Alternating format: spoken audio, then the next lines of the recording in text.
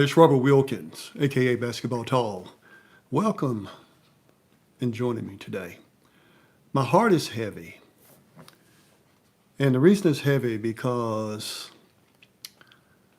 there was something that occurred yesterday, and I want to share it with you because if it happened to me, I know it's going to happen to you, and it's already happened to a lot of people already. I was planning for the inevitable yesterday. I called my 88-year-old mother and just to tell her, let's get her affairs in order. And the reason that came about was I was at a funeral recently, and my pastor, he said something to the family that was there. And he talked about getting your affairs in order. Don't wait till the inevitable comes and then see all of those that are frustrated and fighting among themselves over money and property. So I knew that last year I got with my mother and we did a will, in which we all need a will. So if you don't have a will, I highly encourage that you get a will because it's unbelievable when it comes down to property and money.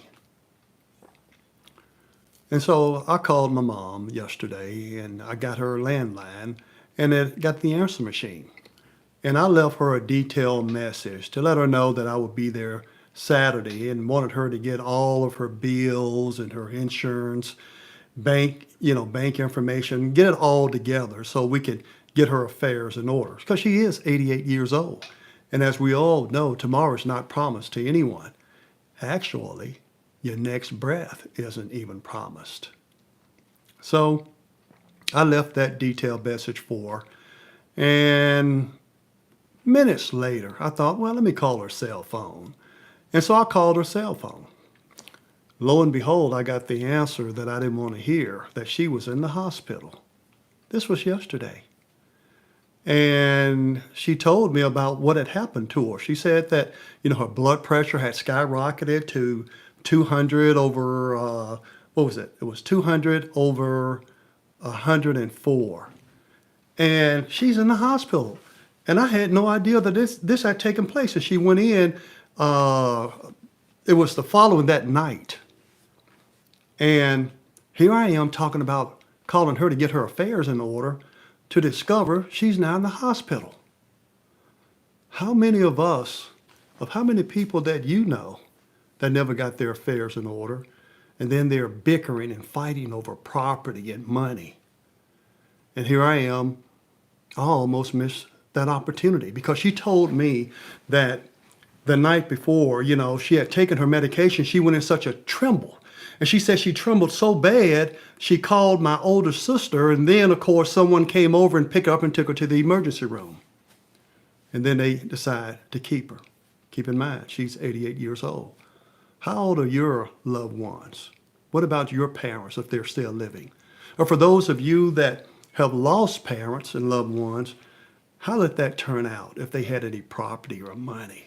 Because I remember when my dad died in Colorado, and I had to deal with all the funeral expenses and everything. I didn't know what to do. I had never dealt with a death before. And now I'm in Colorado and I had to arrange for the funeral arrangements and got everything done. And I'm glad it worked out perfectly. But that's not the case for most of us, isn't it? We wait so late or we never get it done. How many of you have a will right now? Seriously.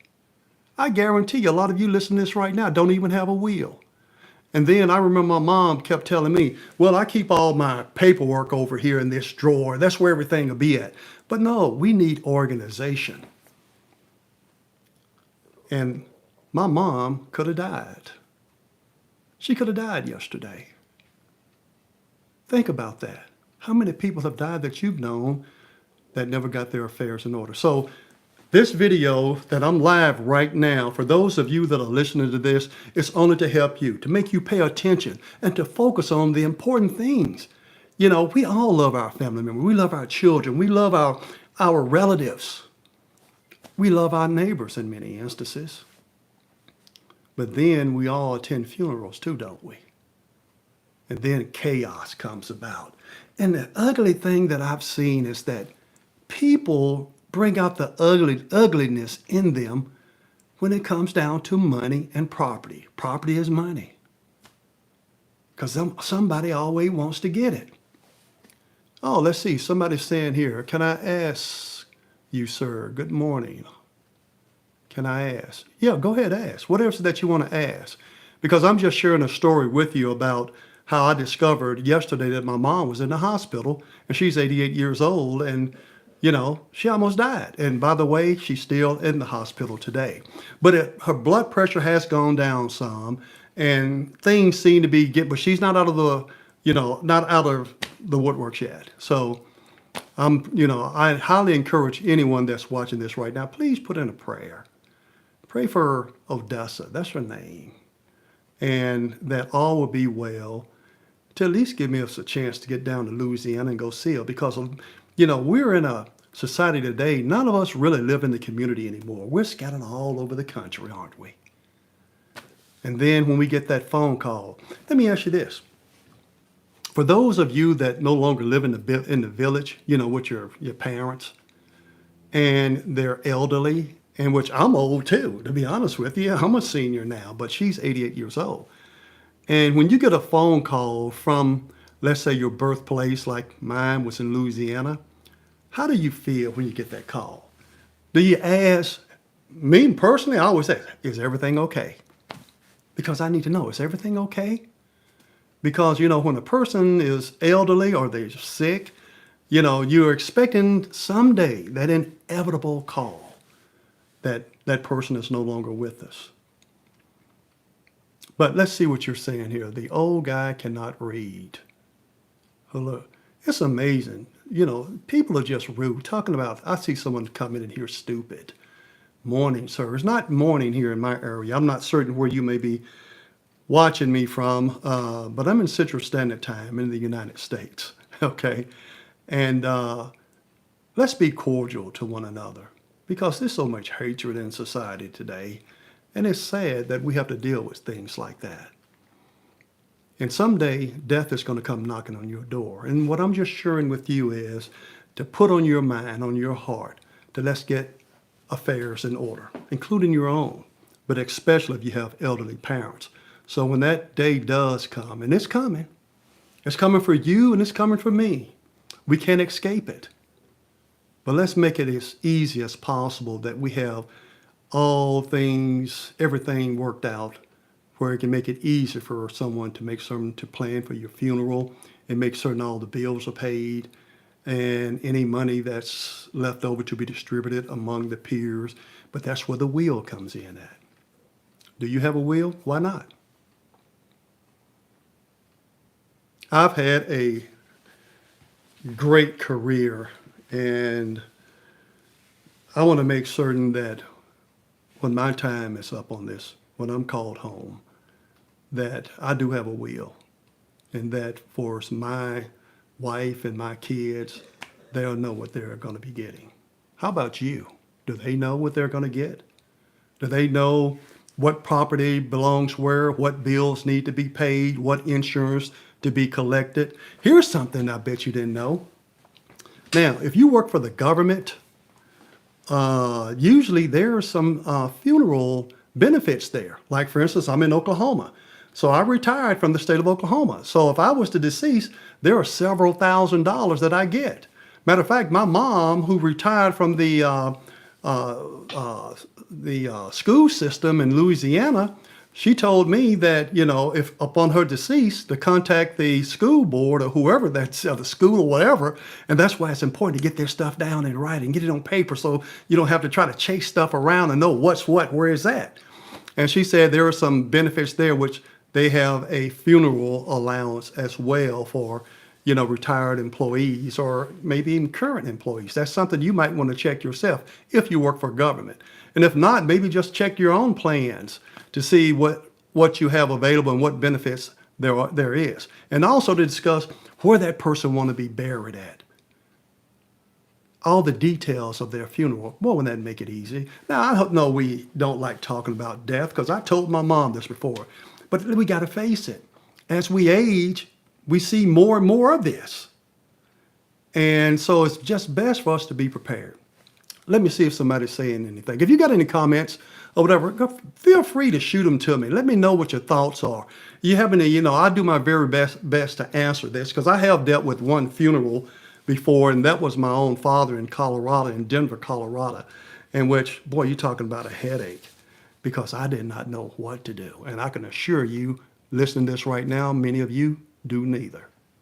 So, what's on your mind? What are your thoughts? Let me hear from you because we're live right now, baby. And this is not my sports channel in which, I'm Basketball Tall. You can go to basketballtall.com. You can learn more about me.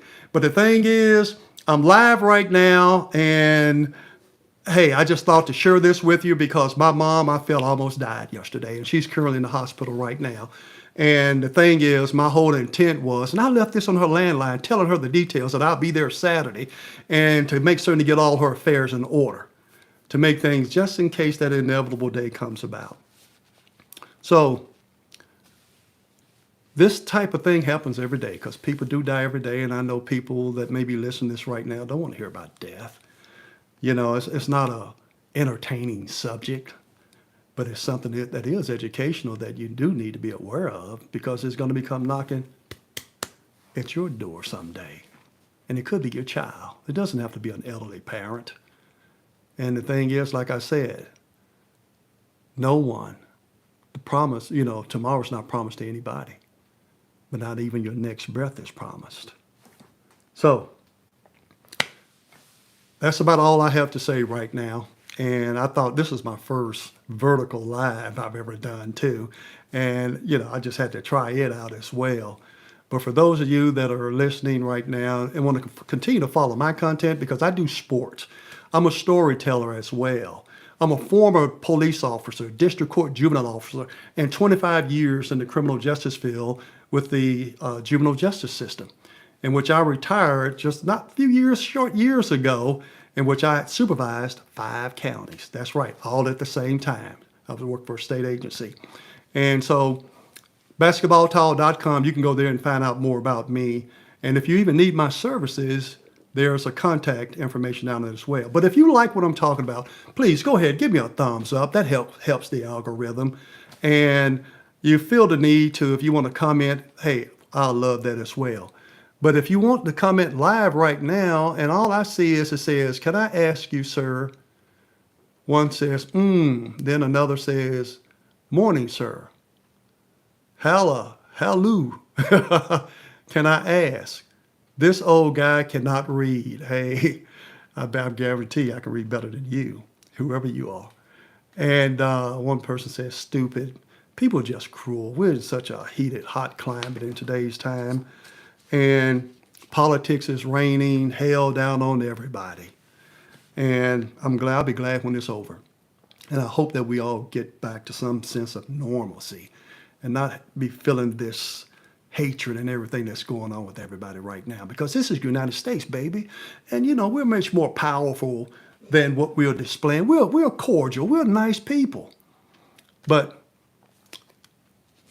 we'll all know soon enough who's going to be the next president. But getting back to what I was talking about earlier is that let's get your affairs in order. And let's get your parents' affairs in order. So when that day does come, and it's coming, that we don't find ourselves in misery and fighting and arguing among ourselves. Robert Wilkins, a.k.a. Basketball Tall. Thanks for watching this brief live. And check out some of my other work, for as my YouTube shorts, as well as my long-form content. They're all stories dealing with the things I've done within the criminal justice system, and you'll find it very interesting. Or you can go to my website, basketballtall.com, all one word. Robert Wilkins. See you next time. And thanks for watching. Now, how do I turn this thing off?